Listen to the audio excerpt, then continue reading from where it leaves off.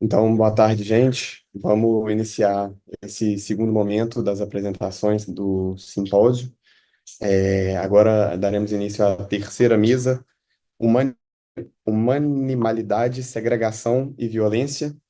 E o primeiro trabalho está intitulado Humanimalidade e Segregação à luz do filme Homem-Elefante. O grupo pode dar início. Vamos, Samara, com a palavra. Oi, gente, boa tarde. Vou começar a leitura. O Homem-Elefante é um filme do gênero drama histórico biográfico, dirigido por David Lynch, lançado em 1980 e baseado em um caso real de Joseph Merrick. O filme, em preto e branco, é ambientado em Londres, no final do século XIX, o que justifica a escolha estética do diretor. O longa foi baseado nos livros O Homem-Elefante e Outras Reminiscências, escrito por Frederick Travis, em 1923, médico que o tratou.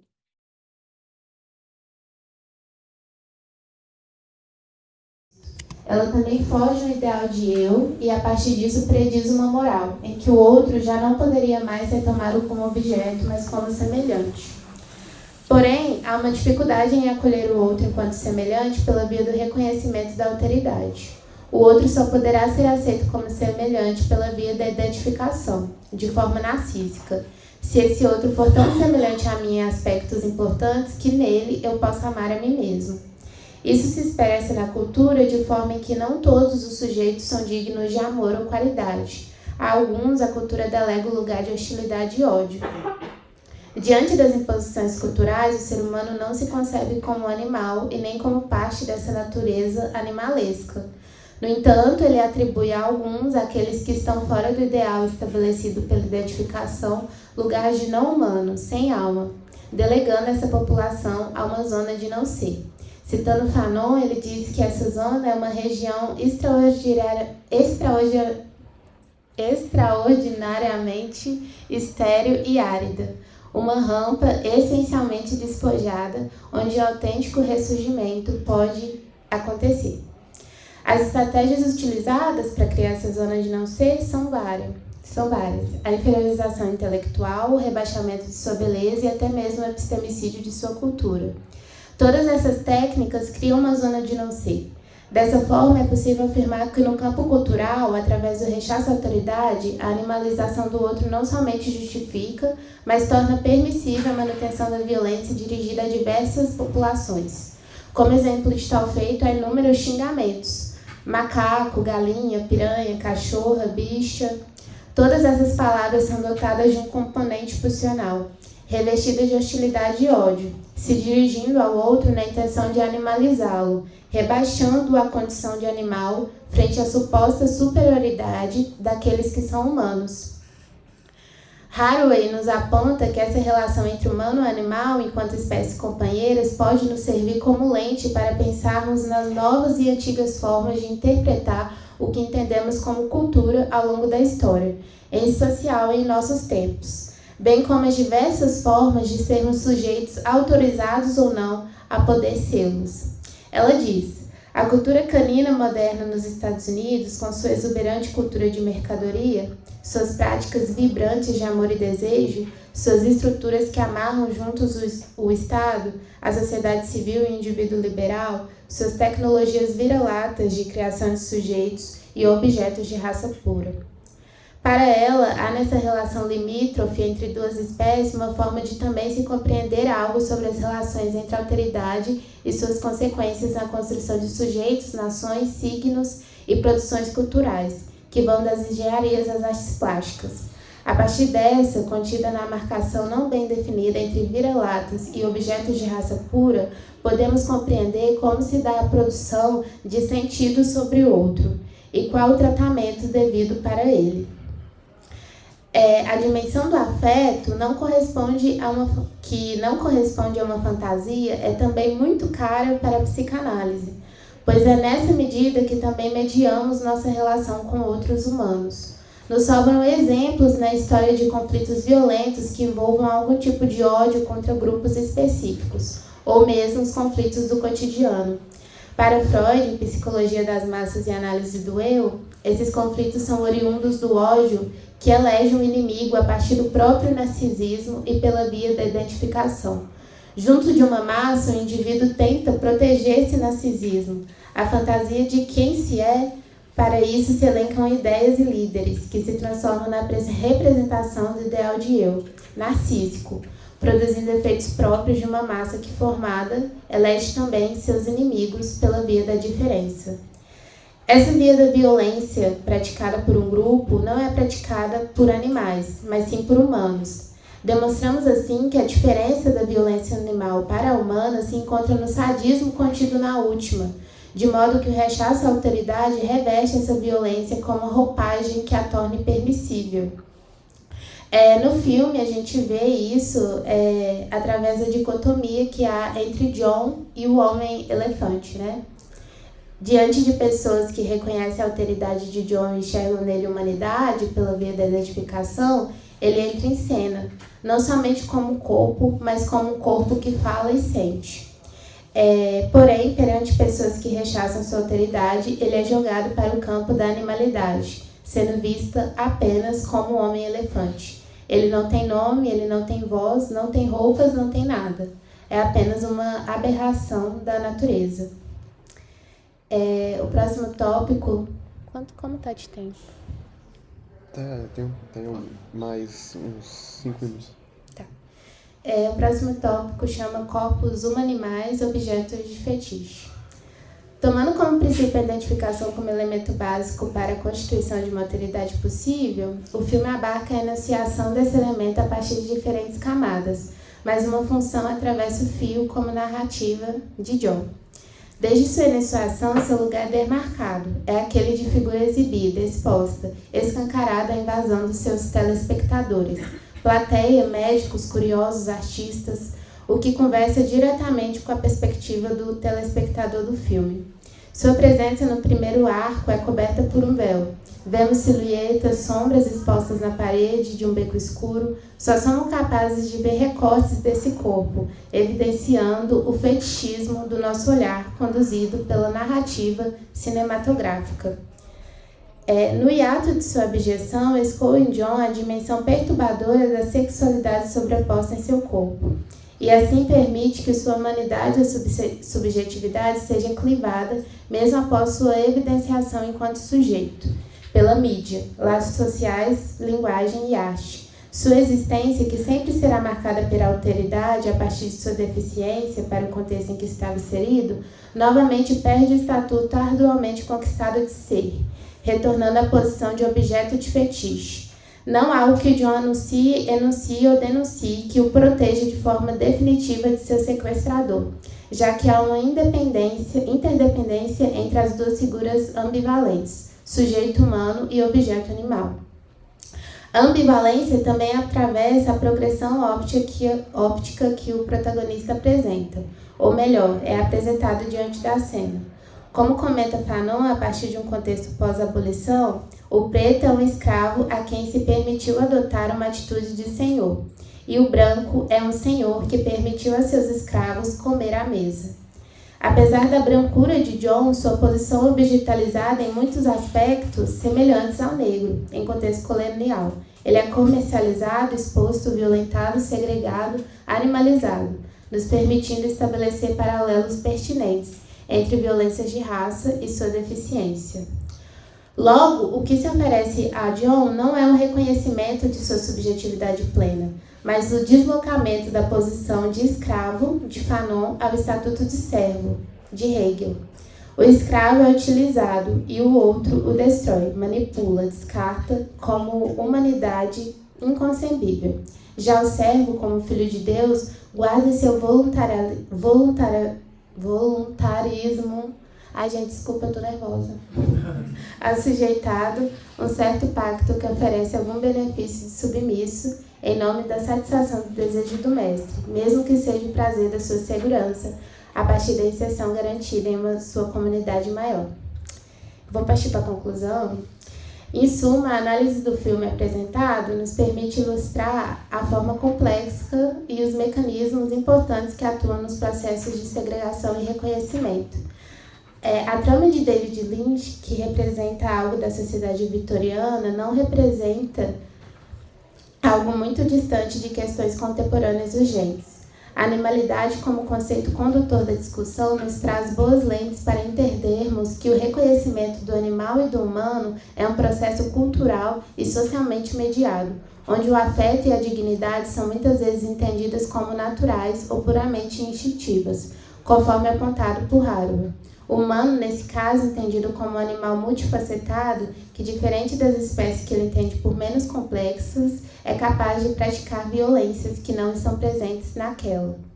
Pela lente da psicanálise, podemos perceber como processos primários ligados ao narcisismo podem se converter em atitudes sádicas e perversas, que só são possíveis na medida em que são socialmente compartilhadas.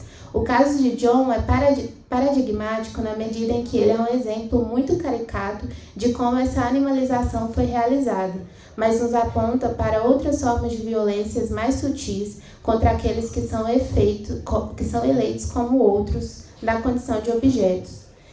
O papel da psicanálise ao reconhecer esses processos de sadismo que implicam violência, colonização e segregação seria então de restituir, pela via da palavra, a alteridade radical do sujeito, dando tratamento ao mal-estar não mais pela contramão da recusa, mas pela responsabilidade ética em ser uma disciplina que se implica diretamente com essas questões.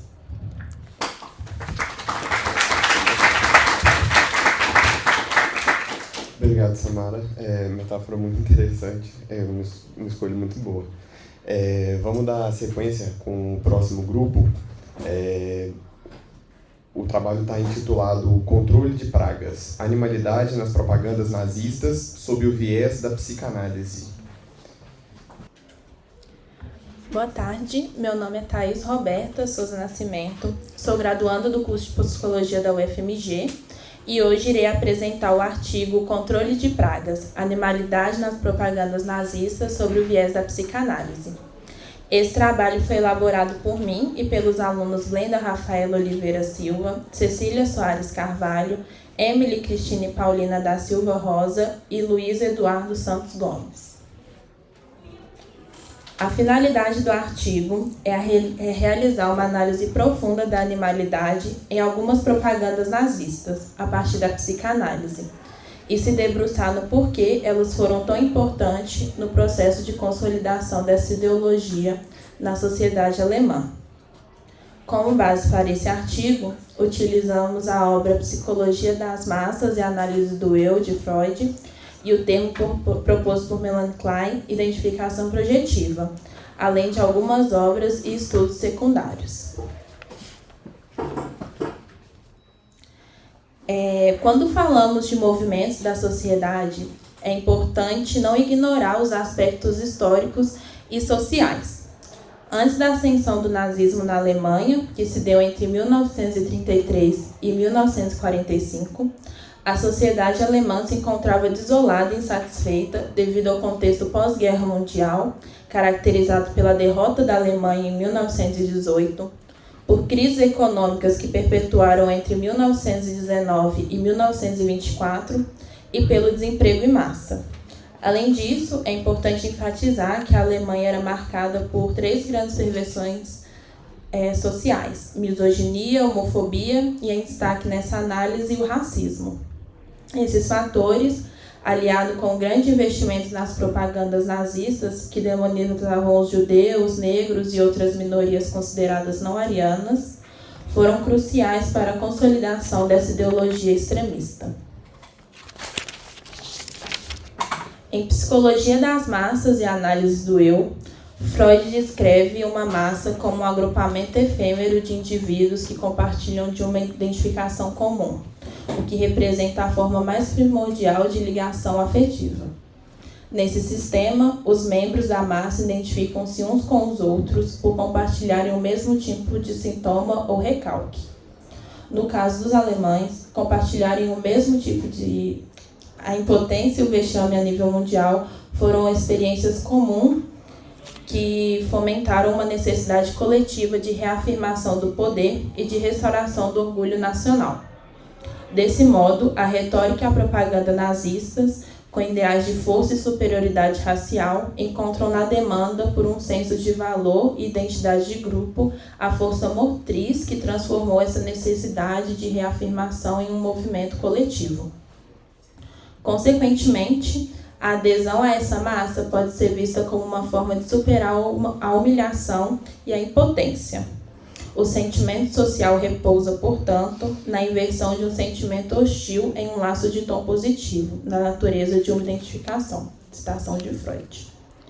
Compreende-se, portanto, que a identificação com a ideologia nazista ofereceu aos indivíduos uma maneira de reconstruir seu ego, ao mesmo tempo que permitiu a formação de uma estrutura de poder voltada para a dominação total e opressão de tudo que representava como um empecilho para o triunfo de suas ideias.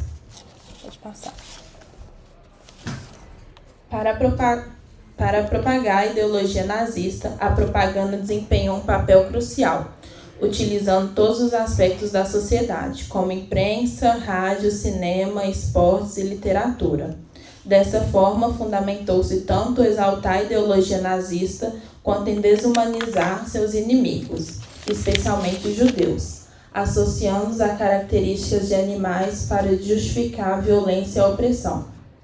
A partir disso, a ideologia nazista explorou conceitos de animalidade para desumanizar os considerados não arianos e criar uma narrativa de pureza e força racial.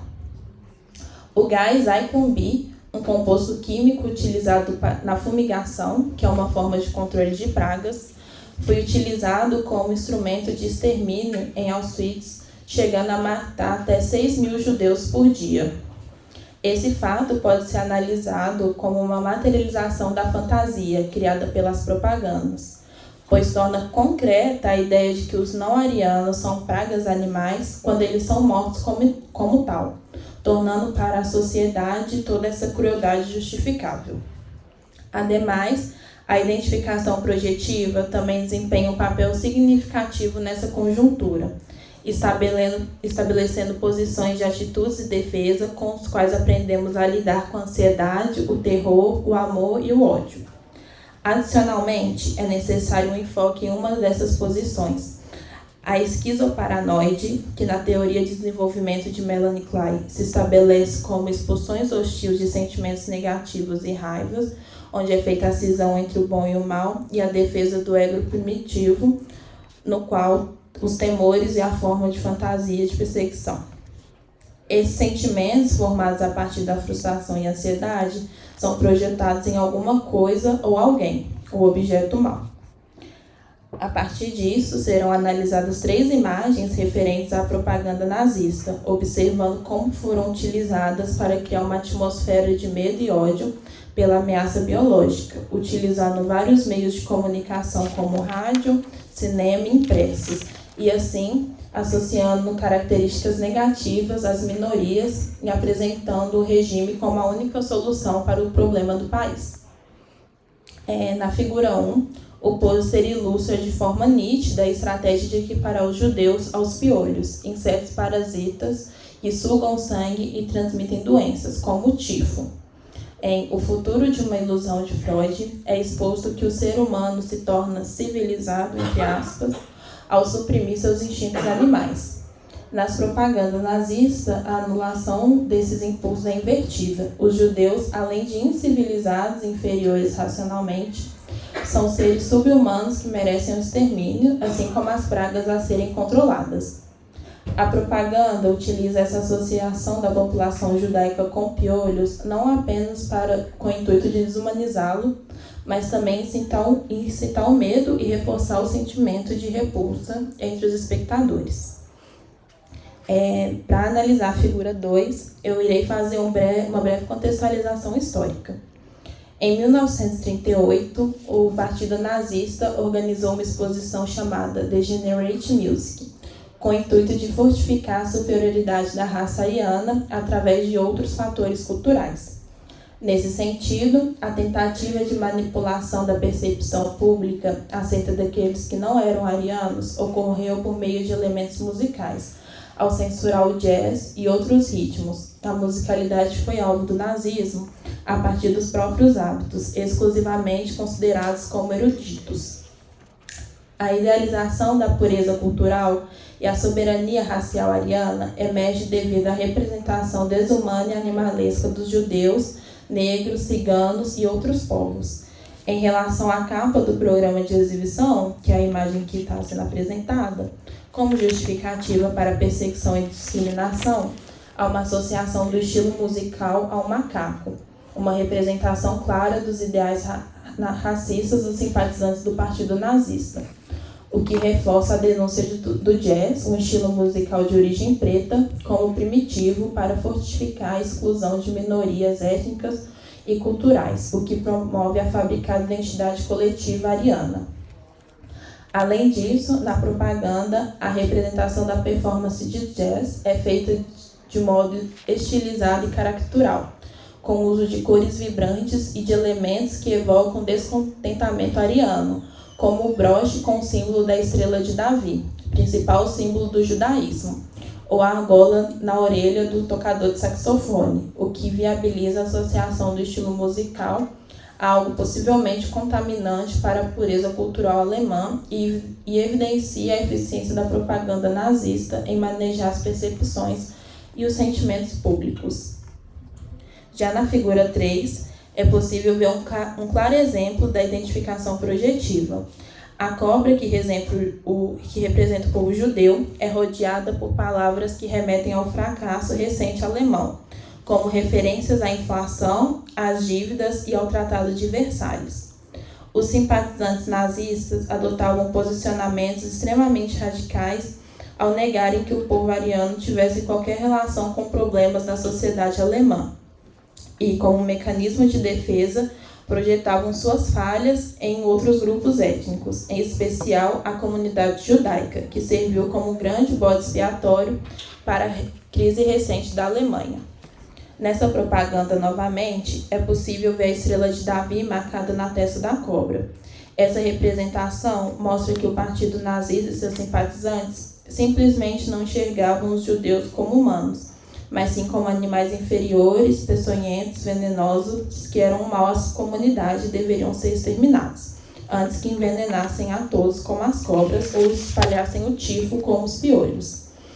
Esse fenômeno explica por que uma quantidade expressante da população alemã não se portava com os acontecimentos direcionados ao povo judeu.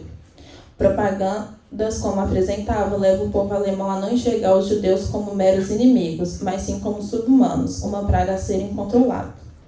A grande maioria dos seres humanos teria aversão à ideia de matar alguém de sua própria espécie, mas não teriam problema algum em fazer o mesmo com um animal potencialmente venenoso. Além disso, eu quis adicionar aqui uma interpretação que não está no artigo, mas a respeito da cobra é apresentada na literatura. No mito do Jardim do Éden, descrito na Bíblia, o animal em questão é tido como traiçoeiro, além de incentivar o ser humano ao pecado, condenando Adão e Eva ao sofrimento da existência humana, à civilização e à mortalidade. Ou seja, representar os judeus como cobra também traz essa ideia religiosa também, que eles são um mal para a sociedade. Em Psicologia das Massas e Análise do Eu, Freud argumenta que as entidades autoritárias exploram o sentimento de descontentamento e a necessidade de bodes expiatórios para consolidar o controle sobre as massas. As propagandas antissemitas, incluindo os pôsteres que eu acabei de apresentar, servem como uma estratégia de união comunitária, através do ódio comum aos judeus, ao mesmo tempo que desviam a atenção para as verdadeiras causas dos embates sociais e econômicos do período. Pode passar. Em suma, a análise das propagandas revela não apenas a animalidade como uma tática de manipulação utilizada pelo regime nazista, mas também a importância de entender as dinâmicas psíquicas e sociais que foram tão importantes no processo de consolidação dessa ideologia na sociedade.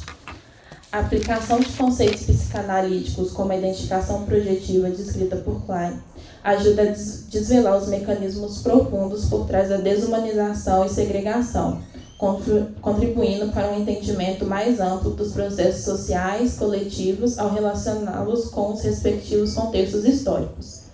Por conseguinte, as teorias de Freud revelam como a identificação coletiva, baseada em sentimentos comuns de impotência ou humilhação, pode ser manipulada para gerar uma adesão a movimentos totalitários.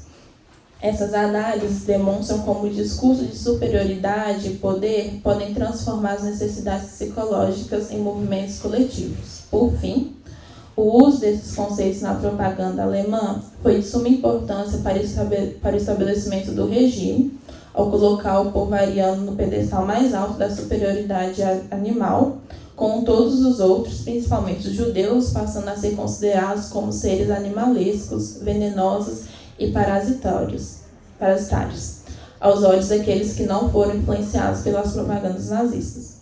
A psicanálise oferece uma lente crítica para entender como as representações simbólicas, em especial as animalescas, são utilizadas para manipular e controlar as massas, a explorar medos e vulnerabilidades humanos, de modo que justifique políticas extremistas e genocidas. Espero que tenham gostado. Essa apresentação foi um breve resumo do artigo e espero que tenha servido também como um convite para a leitura dele na íntegra.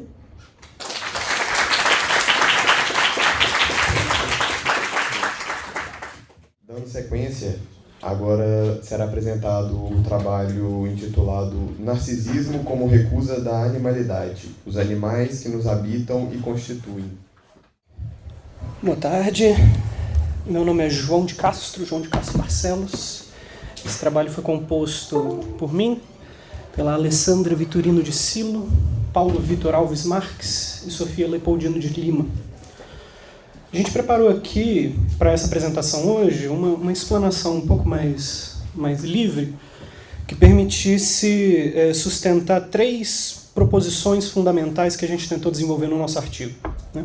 Sendo essas 3 proposições, partindo da a animalidade é humanamente orientada, a animalidade, da forma com que nós a concebemos, parte de um produto da forma com que nós também nos concebemos como humanos, e, portanto, a animalidade é, em si, determinada pelos nossos processos históricos, pelos nossos processos culturais, econômicos, ideológicos e assim por diante. Em um segundo movimento, a gente quer desenvolver como, para além, então, dessa animalidade construída pela nossa própria identidade, também parte de algo a mais que às vezes nos escapa, mas que ainda nós conseguimos reconhecer, né? Nesse momento que a gente pretende usar um pouco da Donna Haraway, especialmente na obra dela Das Espécies Companheiras.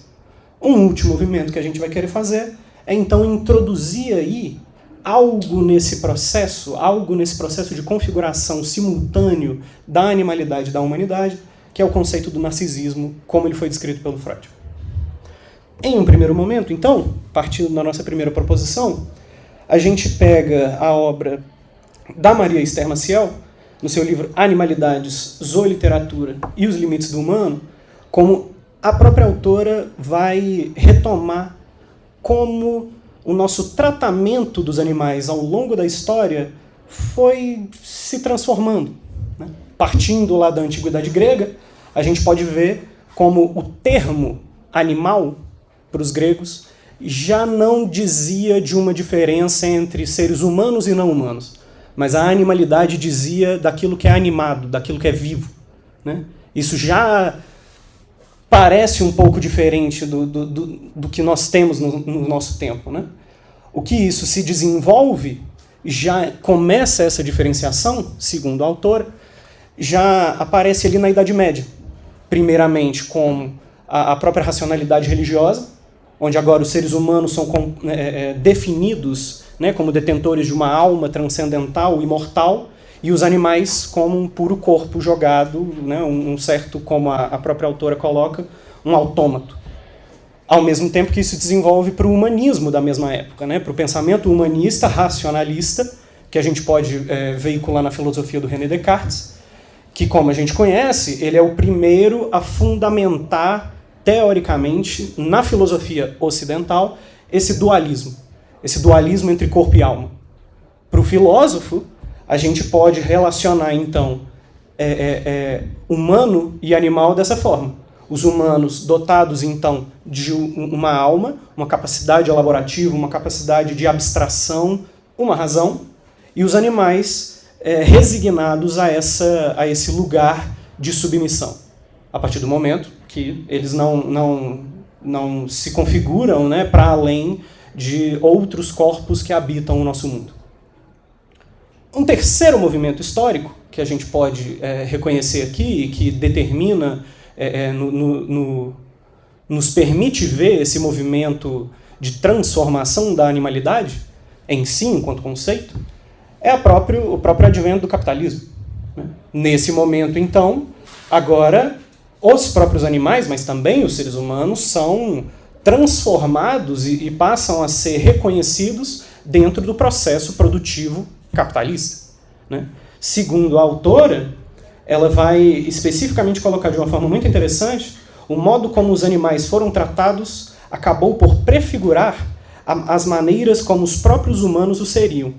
A forma como a gente tenta interpretar isso aqui é como, até então, né, haveria essa hierarquia, e ela permanece no capitalismo, mas o que acontece é, enquanto os animais eram tratados nessa forma redutiva, enquanto eles comportavam também uma certa força produtiva, né, os cavalos que puxam os arados, as vacas na agricultura e pecuária, agora é o humano que se configura como motor da força produtiva. A filosofia marxista vai nos trazer um pouco nesse lado. Assim, o único valor que pode ser reconhecido do ser humano é como motor do processo produtivo. Mas mantendo essa hierarquia, onde que caem os animais, então? Mais abaixo disso, como pura e simples matéria-prima. Como algo que possa servir de combustível para esse processo produtivo e de consumo. O que a gente busca, principalmente nessa explanação, assim, é também evidenciar uma certa contradição em todas essas formas de que nós tratamos a animalidade ao longo da história, que é, simultaneamente, então, a animalidade é tomada nessa posição de submissão, de objetificação, agora na nossa contemporaneidade, no capitalismo, trazendo a dimensão da alta exploração econômica também, ao mesmo tempo que, cortando, né, todo o processo histórico, ainda haveriam certas contradições nessa dinâmica. Por um lado, ainda que na antiguidade, a gente também, por mais que haveria essa ideia da animalidade como algo não humano e, portanto, menor, os símbolos, a antropologia nos leva ali a reconhecer certa forma com que os símbolos de sociedades antigas ainda carregavam o animal com uma certa representação de algo maior, dos deuses ou de uma pureza da própria vida natural. Hoje em dia, essa contradição é muito interessante para a gente pensar no próprio Brasil. Ao mesmo tempo em que nossa identidade nacional possa ser reconhecida pela nossa abundante fauna e flora, pelas florestas, pelos nossos animais, os mascotes, a coisa toda, ou seja, uma certa valoração que se introduz aí, na mesma toada onde a contradição se coloca, o nosso processo produtivo, né, qual que é um dos grandes objetos de exploração para o nosso desenvolvimento econômico? É o próprio agronegócio, é a própria pecuária. Ou, que se manifesta também em menor escala, mas que ainda é muito recorrente, seja o desenvolvimento econômico a partir da destruição dos habitats naturais, ou seja, pelo tráfico de animais exóticos, porque teria algo daí que seria interessante e de valor enquanto mercadoria. Então, essa contradição na forma com que a animalidade e a humanidade se definem pela experiência em conjunto que se tem nesse mundo é algo que nos leva à nossa segunda proposta. Né?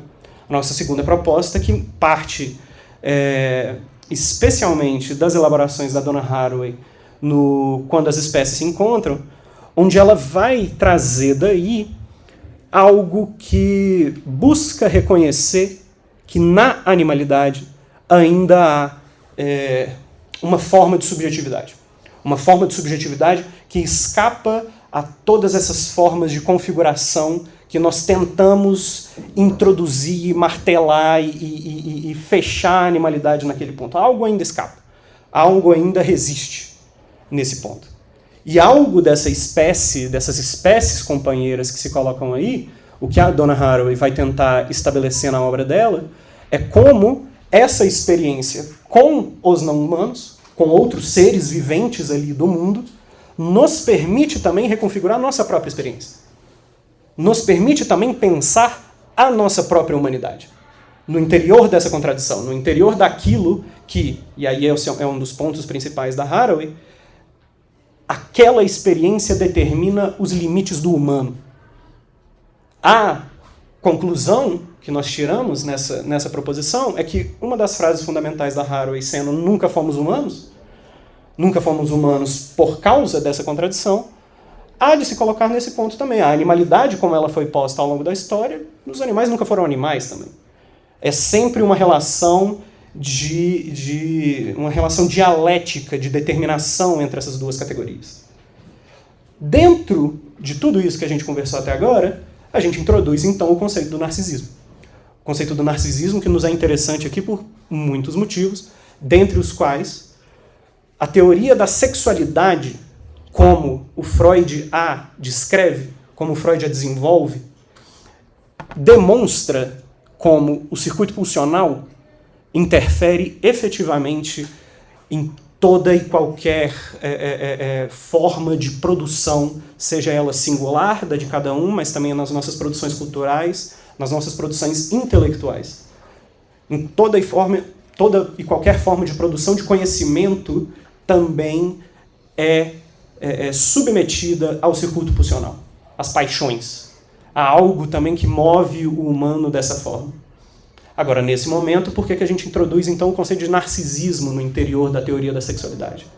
O Freud, ali, no ensaio sobre o narcisismo, ele está às voltas com um processo muito interessante de redirecionamento da libido. De redirecionamento da libido que ele localiza na clínica como algo que se desconecta dos objetos externos e que retorna ao eu. Ou seja, algo desse circuito pulsional que introduz uma certa contradição na própria estrutura da sexualidade, como ela nos determina. Qual que é uma das conclusões mais interessantes que o Freud vai tirar desse processo? Que, bem, se nós tomamos esse processo como válido, como algo que é passível do sujeito realizar, algo que a gente poderia dizer, então, é que lá no início, o primeiro objeto ao qual nós investimos nossa libido teria sido o eu. O que isso traz é uma coisa muito interessante ao ponto dessa indiferenciação inicial, fundamental, entre sujeito e objeto, entre algo que é externo e é interno, que nos é interessante para pensar a animalidade. No ponto onde nós trabalhamos até aqui, dessa determinação mútua entre a animalidade e a humanidade, talvez nessa relação de sujeito e objeto, onde nós não sabemos às vezes quem é o sujeito e quem é o objeto dessa relação, nós podemos tratar com a animalidade aí como algo que é interno ao humano também, como algo dessa experiência permeada pela sexualidade que traz uma ancestralidade animal para os seres humanos. Agora, o narcisismo também não surge só aí para nos indicar, né, só isso. Algo também que o Freud vai definir nas dinâmicas do que ele comporta como o narcisismo primário e secundário é o narcisismo também como uma recusa. O narcisismo também como um movimento de defesa. Porque algo desse processo, naquele movimento, em um eu indiferente do objeto, algo ali se desvirtua para que essa libido possa ser direcionada aos objetos externos e o eu possa se constituir. A identidade possa se constituir. Nesse ponto, o narcisismo surge como esse movimento de defesa do próprio eu, de defesa da própria identidade. Só que como nós já falamos em alguns momentos aqui, o trabalho anterior já discute isso, assim, o próprio Psicologia das Massas, o Freud reconhece esse movimento, que para se identificar, para determinar algo a partir do qual o sujeito possa dizer eu sou isso, ele tem que negar alguma coisa. Algo também tem que ficar de fora. Né? Algo tem que ser ali rechaçado, recalcado e, no caso, numa projeção desse processo, submetido a dinâmicas de exploração, de objetificação no mundo afora. O que nos interessa aqui é que, primeiro, então, o narcisismo constituído como esse movimento de defesa. Um movimento de defesa do eu, que é orientado também por ideais, que é orientado também pela forma com que aquele sujeito vai reconhecer no mundo algo ali, como também o Freud desenvolve num complexo de Édipo, que ele vai pegar algumas características, algo dali que ele vai tomar para ele se constituir numa identidade. Algo disso, que no complexo de Édipo, é algo do pai, da mãe, algo ali que vai ser identificado e idealizado como algo do processo civilizatório, algo ali do ser humano por excelência, como que para negar esse período inicial, onde era tudo um pouco indefinido. Né? Só que isso ainda não nos diz sobre a particularidade do animal. Que o narcisismo se constitua como um movimento de defesa, claro, mas isso também pode... nós podemos desenvolver esse argumento para toda e qualquer forma de frustração, toda e qualquer forma de elemento externo do mundo que venha ameaçar essa noção de unidade do eu.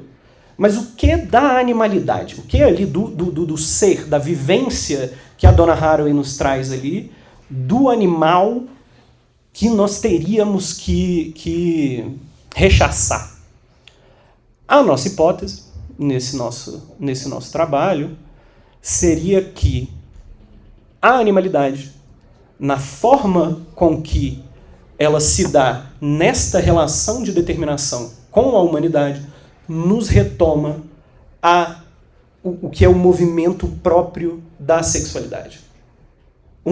A Ana Pellegrini, que a gente também usou para desenvolver um pouco os nossos argumentos, ela tem uma passagem muito interessante que nos diz exatamente isso. Assim, talvez uma das contribuições mais interessantes da psicanálise para nós pensarmos esse processo seria que, e eu cito, que outros humanos, aqui poderíamos substituir pelos animais, têm de se tornar objetos para nós, antes e como condição de se tornarem humanos para nós, é um dos insights mais radicais da psicanálise.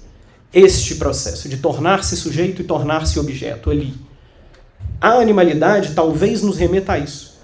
Talvez, na nossa experiência mais fundamental ali, com a animalidade, dentro dessa dialética, nos remete a esse ponto que talvez seja um dos mais insuportáveis na teoria do Freud para nós. Essa coisa que não se define, essa coisa que não se permite definir ali e que nos leva a uma angústia, que nos leva a algo que nós temos que rechaçar a todo momento. O que é interessante disso, para a gente concluir, é que também, partindo do narcisismo, esse processo da sexualidade, ou seja, de uma negação, que também é uma afirmação. Também é uma forma de aproximação e de afastamento daquela categoria do animal ali que pode nos voltar a esse primeiro momento de indefinição. Uma consequência disso, que a gente pode ver, é justamente esse ponto. A recusa da animalidade, que retorna, né, como o próprio retorno do recalcado, retorna nestas formas de manifestação cotidiana que nós temos hoje. E de uma forma contraditória, porque a sexualidade é assim. Em uma aproximação, quando nós temos também todo esse sistema de valoração dos animais, todo esse sistema de valoração onde nós temos algo que surge pela sexualidade. Acho que todo mundo aqui assim, já viu relatos específicos que falam de experiências sexuais e algo de uma conotação animal surge ali. Ou o próprio fetiche com os animais surge também.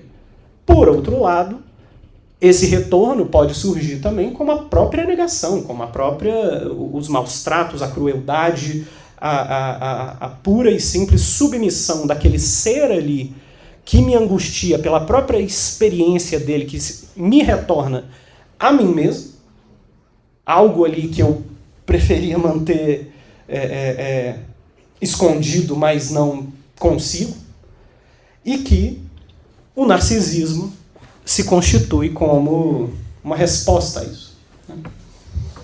Acho que ficamos por aqui. Obrigado.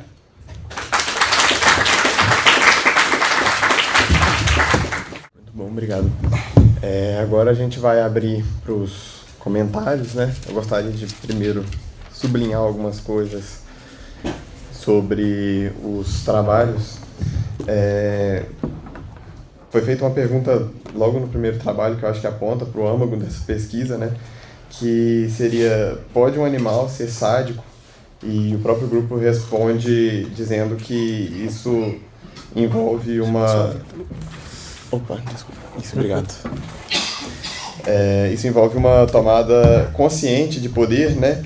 E então se não há fetiche, se não há relação com o sexual, nem com o pulsional, acho que a gente encontra o que a gente está apontando aqui. Achei muito interessante porque os trabalhos passaram por movimento histórico, pela arte e pelas próprias obras teóricas mesmo, né? Então ficou uma coisa muito bem amarrada.